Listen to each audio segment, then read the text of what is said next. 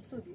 માટી છે આ દરિયાની અંદરમાં માટી, તો પછી ટાટા કંપનીને માટી લેવાની જરૂર હું આજ કરોડો રૂપિયાની માટી લેવાની જરૂર હું, તો એ આમાં માટી ના નીકળે આમાં દરિયામાંથી. કેટલું નુકસાન અહીંના માછીમારોને, અહીંના લોકોને નુકસાન કેટલું છે? નુકસાન એટલે બેન વાત મૂકી દો, આ 70-80 વર્ષથી આ ઝેર જાય છે. આની મચ્છીઓ જે આનું માછલા ને એવું ખાતા હોય ને એને કેન્સર અમુક અમુક વસ્તુ આ બીમારી ફાટી પડે.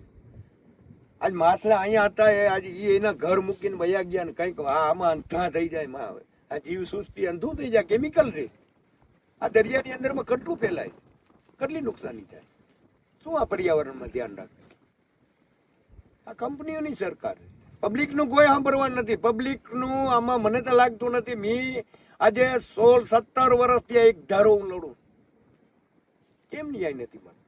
આજે આટલા બેરા માણસો આવે તો એને સાંજે ઘરે જઈને દબાવતા હોય. અમારા માલધારીઓ જાતા હોય તો માલધારીઓને ગામો ગામથી હટાડી મૂકતા હોય, એને દબાણ કરે છે દેવરામ ભેગું ન જવાનું.